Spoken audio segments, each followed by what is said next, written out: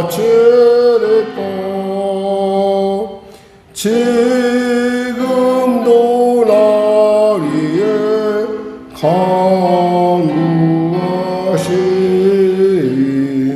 이 어떤 믿음이 아옵나니 주님의 참사랑 고맙고 놀라워 찬송과 기도를 쉬지 않네. 주님의 십자가 나도 지고 신실한 믿음과 마음으로 형제의 사랑과 친절한 위로를 네게나 베풀게 하옵소서. 만 가지 은혜를 받았으니 내 평생 슬프나 즐거우나 예 몸을 온전히 주님께 바쳐서 주님만 위하여 늘 살겠네.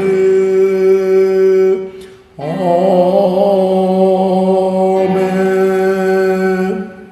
하나님 감사합니다. 오늘도 귀한 아침을 주시고 이 아침 가운데 나왔습니다. 은혜를 베풀어 주시옵소서. 병든 자 치료하시고 문제가 자 해결하시고 눌린 자 자유케 하여 주시옵소서. 길을 잃은 자 길을 배게 하는 복된 시간 되게 하시고 하나님의 살아계심에 온전한 능력으로 세상 가운데 빛과 소금으로서의 직분을 감당할 수 있도록 축복하시고 은혜 베풀어 주시옵소서. 나라 민족을 불쌍히 여기시고 복음 통일 평화 통일케 하여 주시옵소서. 은혜와 성령으로 충만케 하시라. 대통령과 그 모든 리더들이 예수의 이름으로 거듭나 정말 주님이시는 지혜로 어려운 난국을 아버지 합력하여 소원을 이루는 군대로 바꿀 수 있도록 도와주시옵소서. 무엇보다도 법에 관련된 사람들이 무엇보다 그 법이 갖고 있는 그 원래 하나님이 세우신 그 법의 그 정신을 온전히 알아서 아버지 하나님 그 법 가운데 공평하고 정의가 공의가 물같이 하수같이 흐르는 나라가 될 수 있도록 축복하여 주시옵소서. 성령의 교회를 불쌍히 여기시고 도와주시고 우리 성도들의 삶 가운데 하나님의 크신 은혜가 임하게 하소서. 특별히 명절이라고 추석 대명제라는 연휴를 앞두고 있습니다. 하나님 그들의 삶 가운데 아버지 빛과 소금의 직분을 감당한 놀라운 은혜의 역사, 승리의 역사, 아버지 복되면 역사를 허락하소서. 능력 부어 주시옵소서. 오늘도 귀한 아버지 주신 말씀으로 또 나아가길 원합니다. 성령께서 온전히 주장하시고 통치하여 주시옵소서. 예수님의 이름으로 기도드립니다. 아멘. 하나님은 살아계십니다. 오늘 은혜 나누실 말씀은 마태복음 21장 말씀입니다. 마태복음 21장 오늘부터 시작되는 27절까지는 이제 예수님께서 예루살렘에서의 그 입성과 함께 일어나는 일들을 집중적으로 다루고 있습니다. 모든 특히 이제 공관복음서가 그렇지만 되게 예수님의 고난에 집중되어 있는 것을 우리가 알 수 있습니다. 자, 오늘 하나님 말씀 합독하겠습니다. 그들이 예루살렘에 가까이 가서 감람산 벳박에 이르렀을 때 예수께서 두 제자를 보내시며 이르시되 너희는 맞은편 마을로 가라. 그리하면 곤매인 나귀와 나귀 새끼가 함께 있는 것을 보리니 풀어내게로 끌고 오라. 만일 누가 무슨 말을 하거든 주가 쓰시겠다 하라. 그리하면 즉시 보내리라 하시니 이는 선지자를 통하여 하신 말씀을 이루려 하심이라. 일러스되 시온의 딸에게 이르기를 내 왕이 내게 임하나니 그는 겸손하여 낙이 곧 멍에 매는 짐승의 새끼를 탓도다 하였느니라.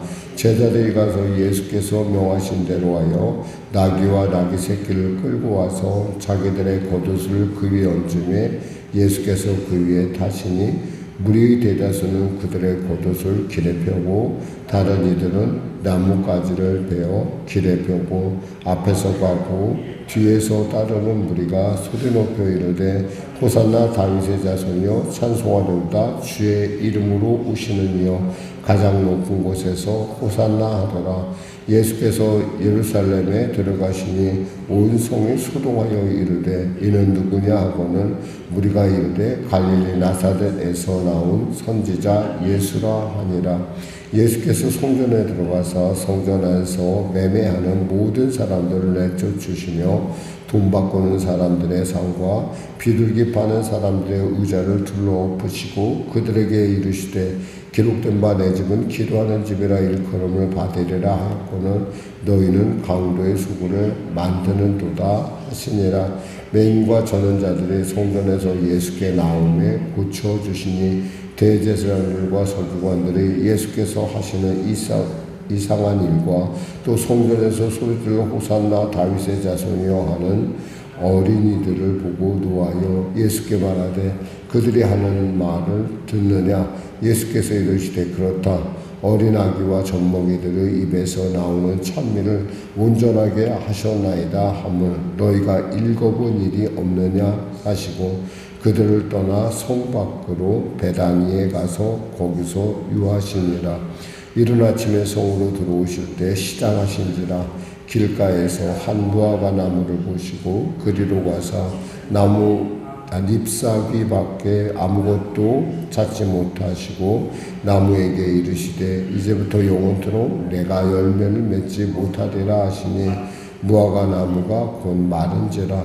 제자들 보고 이상히 여겨 이르되 무화과 나무가 어찌하여 곧 말랐나이까. 예수께서 대답하여 이르시되 내가 진실로 너희에게 이르노니 만일 너희가 믿음이 있고 의심하지 아니하면 이 무화과 나무에게 된 이런 일만 할 뿐 아니라 이 산더러 들려 바다에 던지리라 하여도 될 것이요 너희가 기도할 때 무엇인지 믿고 구하는 것은 다 받으리라 하시니라.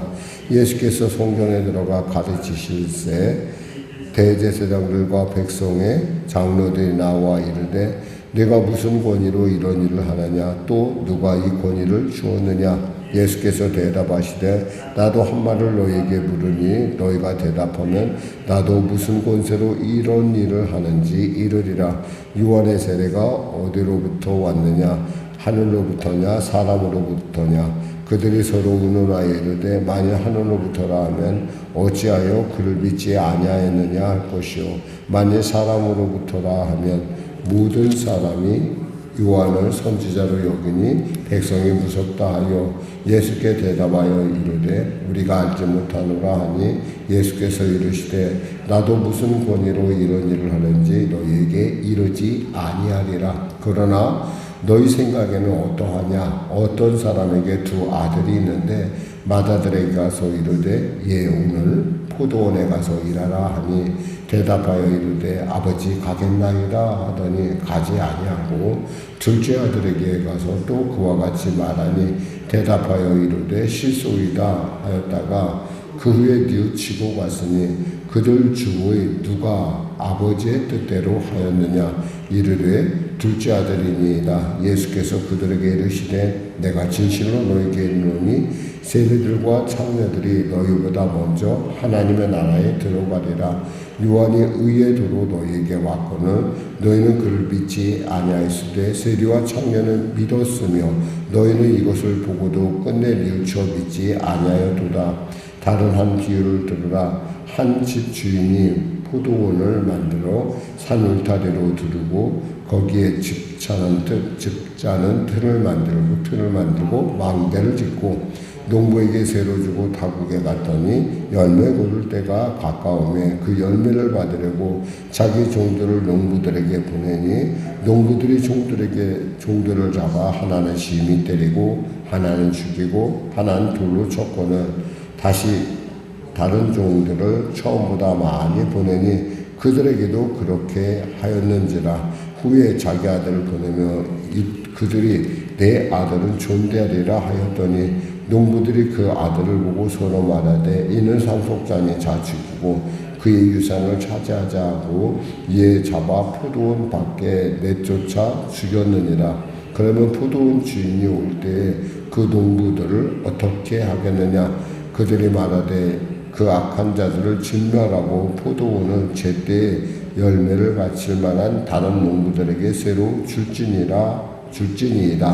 예수께서 이르시되 너희가 성경에 건축자들이 버린 돌이 모퉁이의 머릿돌이 되었나니 이것은 죄로 말미암아 된 것이요 우리 눈에 기이하도다 함은 읽어본 일이 없느냐. 그러므로 내가 너에게 이르노니 하나님의 나라를 너희는 빼앗기고 그 나라의 열매를 맺는 백성이 받으리라.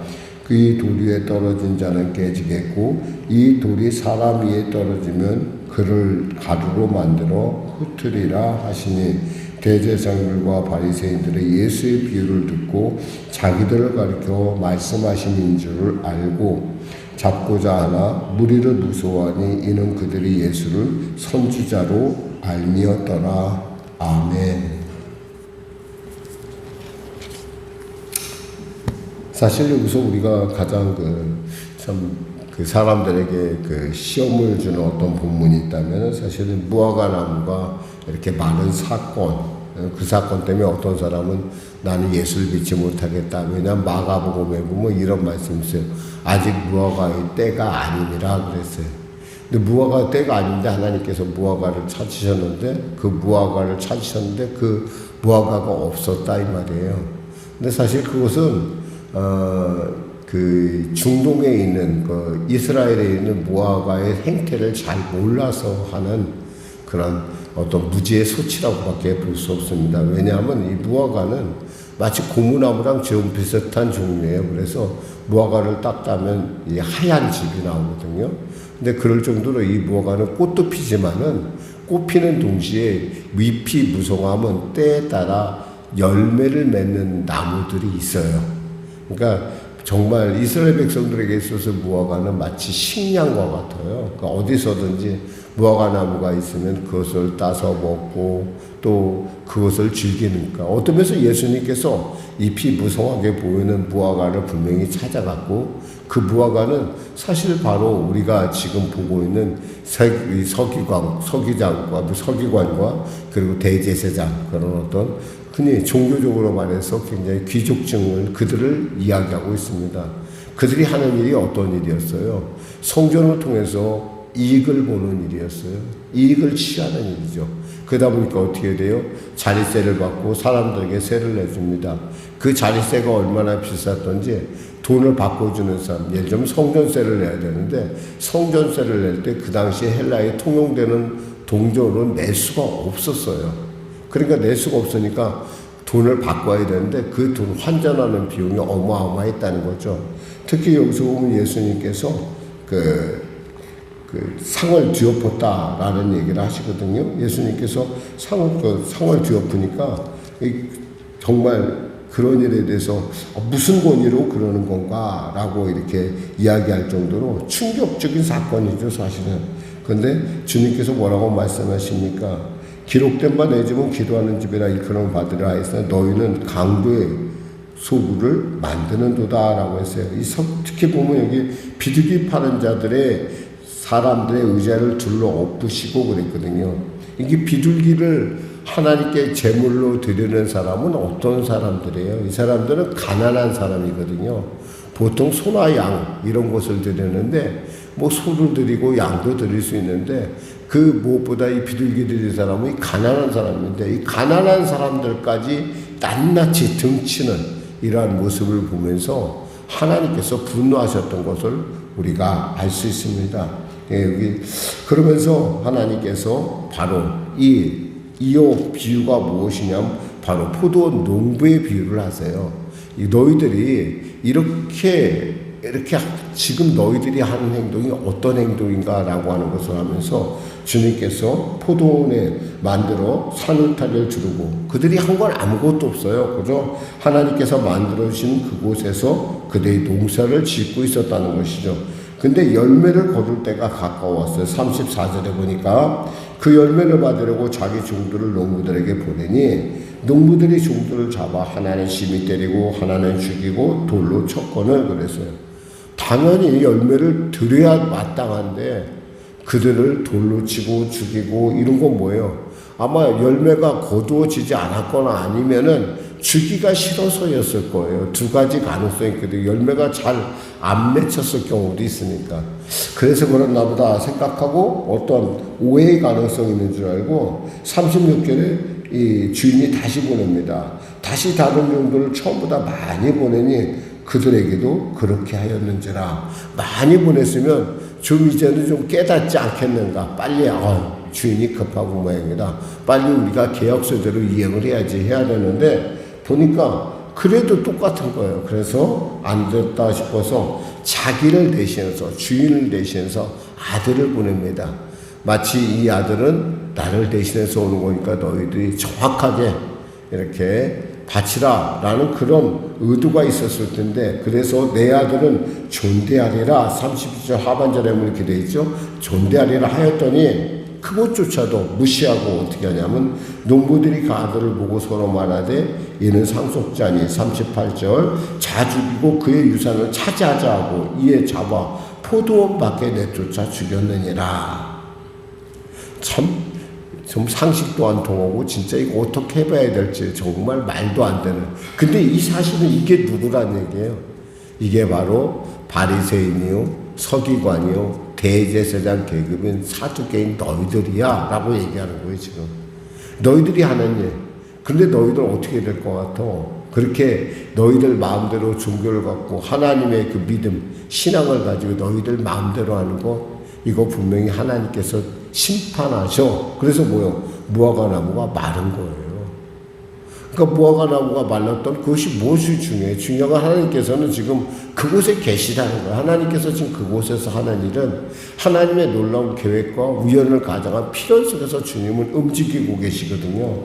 그러면서 주님께서 말씀하십니다. 42절에 너희가 성경의 건축자들이 버린 돌이 모퉁이의 머릿돌이 되었나니 이것은 주로 말미암아 된 것이요. 이 건축자들이 버렸다는 건 뭐예요? 어디다 쓸 데가 없거든요. 이 돌이 너무 커서 어디다 쓸 데가 없어서 그들 생각에 그들의 판단에 버렸는데 그것이 뭐예요? 사실 그 교회를 세우는 중요한 주춧돌이라는 사실이에요. 그러니까 그것이 기이하다. 우리 눈에 기이하다 하면 읽어본 적이 있는가라고 시편의 말씀을 지금 이렇게 인용하고 있습니다. 그런데 이것에 대해서 이들은 깨닫지를 못하고 외려 그것에서 분개하는 걸 볼 수 있어요. 46절에 보니까 잡고자 하나 무리를 무서워하니 이는 그들이 예수를 선자로 알려더라. 만일에 그들이 자신이 주장하는 바가 온전히 옳다고 했다면 어떻게 했을까요? 예수를 잡았어야 맞아요.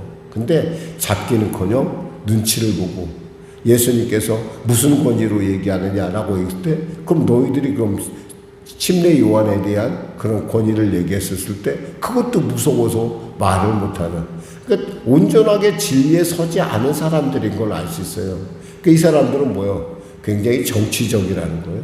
이 정치라는 것이 어쩌면은 좀 사람들에게 납득이 갈 만한 것들도 있지만은 어떻게 생각하면 마치 그 사람들을 이렇게 홀리게 만드는 꿰는 부분이 없지 않아 있어요. 그러니까 이럴 때 우리가 기억해야 될 것은 정말 하나님의 뜻을 분별한다는 것이 얼마나 소중한 것인가. 사실 오늘날의 많은 문제들은 예수 믿는 사람들이 예수 믿는 사람 같이 안 살아서 그래요. 예수 믿는 사람이 그저 말씀대로 그저 어렵고 두렵고 떨리지만 그 말씀대로 최선을 다하여 빛과 소금의 직분을 감당한다면 오늘날에 있는 이런 교회가 이상한 얘기를 듣는 그런 일은 없어요. 많은 사람들이 명목수하고 크리스찬, 정말 이름만 크리스찬이지 오늘도 아마 이제 명절이 시작되면 저는 참 이 문제 갖고 참 많이 기도를 하는데 또 뭐 이렇게 제사상 앞에 가서 넙죽넙죽 전할 거예요. 그리고 그 앞에 가서 막 뭘 놓고 복을 달라고 그런 사람도 있을 거예요, 분명히. 왜? 사람도 눈치 보이니까. 우리는 알아야 돼요. 우리가 있는 어느 곳에나 하나님이 함께 하신다는 사실이고, 하나님 우리를 빛이라 불렀고 소금이라 불렀어요. 빛과 소금이 자기의 가치를 못하면 사람들에게 버려져 밟힐 수밖에 없어요. 빛과 소금의 직분을 감당할 때 우리의 빛은 어둠을 밝힐 것이고, 소금의 직분을 감당할 때 우리의 인생은, 우리의 삶은, 사회는, 우리의 이 모든 나라는 아름답게 정말 향기롭게 변할 거예요. 그렇게 많은 것을 하나님께서 우리에게 말씀하시는 것도 아니에요. 그러니까 우리가 중요하게 말씀대로 산다는 게 얼마나 소중하고, 이 말씀대로 내가 주님 앞에 주님의 증인으로서, 살아있는 복음의 증인으로서 그렇게 나는 살지 않으면 나는 못 살아. 왜? 나는 그것이 나의 길이고 나의 방법이니까 라고 하는 그런 온전한 자세로 나아간다면 하나님은 이 민족을 축복하실 거예요. 반드시 축복하십니다. 근데 많은 사람들이 그렇게 살지 못하고 각자 당리당략 환사를 위해서 움직이다 보니까, 이거 움직이면서 얘기하죠. 이렇게밖에. 여기서 제사장과 대제사장과 이 바리새인들의 문제는 뭐예요? 자신들이 그것이 옳다고 생각해서 옳은 대로 행해야 되는 거예요. 근데 사람들의 눈치를 보잖아요. 옳지 않다라는 얘기예요. 자신들이 옳지 않다라는 걸 보여주고 있습니다. 우리가 가는 길에 세상 사람들은 많은 얘기를 할 거예요. 뒤에서 많은 얘기하고 앞에서도 많은 얘기를 합니다. 그러나 기억하세요. 우리는 말씀의 증인이요, 주님은 우리를 빛과 소금이라 불렀다는 사실이에요. 이 명절에 여러분 정말 빛과 소금의 직분을 감당하시는 여러분과 저가 되기를 주님의 이름으로 축원합니다. 기도하겠습니다. 하나님 감사합니다. 하나님 우리를 빛이라, 우리를 소금이라 불렀습니다. 하나님, 그럼에도 불구하고 누군가에게 말할 때 분위기를 깰까? 또 내가 이 말함으로 말미암아 사람들이 싫어할 거야 라는 그런 두려움이 우리에게 있는 건 압니다. 그럼에도 불구하고 말씀이 내게 주시는 은혜가 너무나 크고, 그 말씀이 길이요 진리요 생명이라 하셨고, 그 말씀을 통하여 우리가 하나님께 나아가는 놀라운 유일한, 아무것도 그 외에는 다른 길이 없음을 알게, 우리가 오늘도 말씀을 향하여 나아갈 때 우리에게 힘을 주시고 능력 주시고, 두려움 말라 내가 너와 함께함이라 말씀으로 우리를 붙들어 주심으로 말미암아 아버지, 우리 사랑하는 성도들이 세상 가운데 살아있는 복음의 증인으로 거듭날 수 있도록 영혼이 잘된같이 범사가 되며 강건한 삶을 사는 분명하고 확실한 증인으로서의 삶을 살 수 있도록 은혜 베풀어 주시옵소서. 감사하며 예수님의 이름으로 기도드립니다. 아멘. 우리 말씀 생각하고 찬양 드리겠습니다. 찬송가 315장입니다.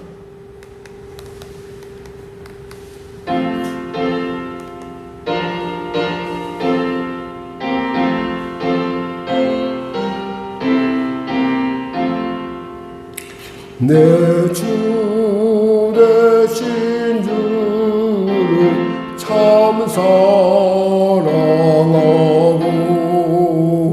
곧 그에게 죄를 다고합니다.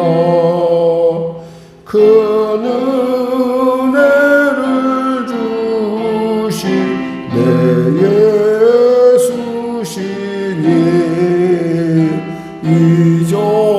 이전보다 더욱 사랑합니다. 주 날 사랑하사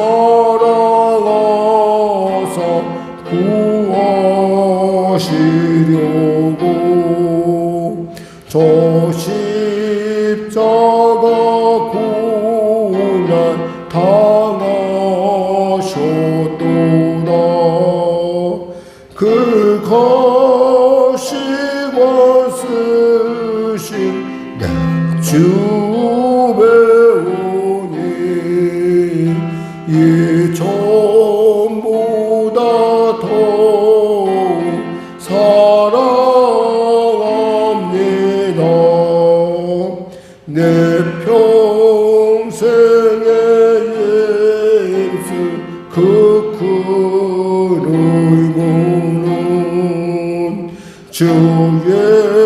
예수의 복을 늘 기리니라. 숨질 때에까지 내 할 말씀은 이 전보다 더욱 사랑합니다. 그 영광의 나라 나 들어가서 그 풍성한 은혜 늘 감사하리. 금연육을 쓰고 나 찬송할 말 이 전보다 더욱 사랑합니다. 하늘 계신 우리 아버지, 아버지의 이름을 거룩하게 하시며 아버지의 나라가 오게 하시며 아버지의 뜻이 하늘에서와 같이 땅에서도 이루어지게 하소서. 오늘 우리에게 일용할 양식을 주시고 우리가 우리에게 잘못한 사람을 용서하여 준 것 같이 우리 죄를 용서하여 주시고 우리를 시험에 빠지지 않게 하시고 악에서 구하소서. 나라와 권능과 영광 영원히 아버지의 것입니다. 아멘.